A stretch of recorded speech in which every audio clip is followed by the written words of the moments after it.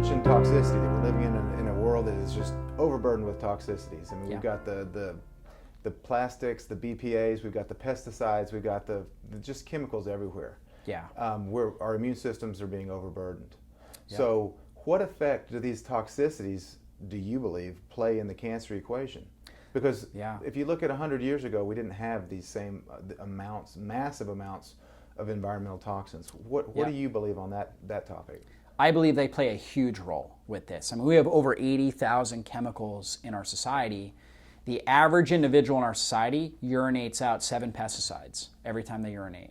And then they did a study several years ago where they took 10 newborn infants and they measured their umbilical cord blood for toxins. And they found 280, the average was 287 toxic chemicals. 208 of those were carcinogenic for the body. And this is a newborn infant.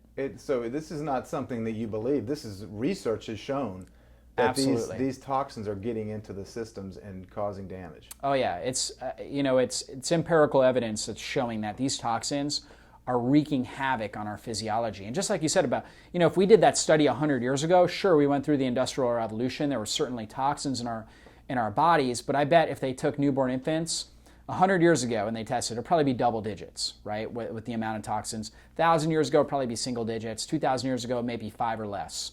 And so the reality is that as amazing as our bodies are, which I believe our bodies are the most amazing structure that's ever been built, I mean, the most incredible system.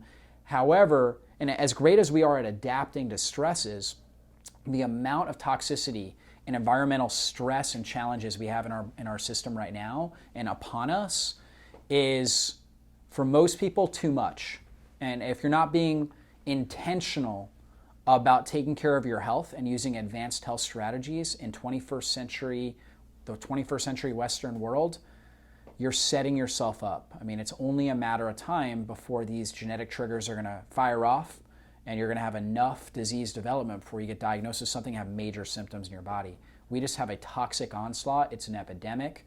And fortunately, we've got very intelligent people that are out there that are not only teaching people how to be well, but also providing the resources they need as far as specific testing and supplementation and advanced therapies to help people heal in our modern world.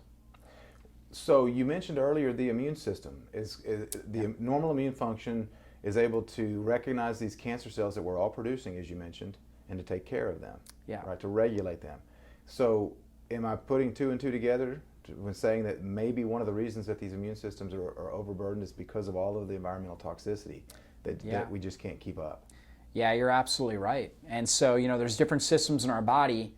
And so when the adrenal glands when they are damaged, or the gut is damaged, which is typically a triad of these things, where we have leaky gut syndrome, we go into adrenal fatigue, and our immune system it goes haywire, and it's really not able to, it doesn't have the sustainable energy, the resources to really work the way it's supposed to work. And so therefore, it's hunting blindly, causing actually further damage to our body and not actually regulating the things that it should be naturally regulating.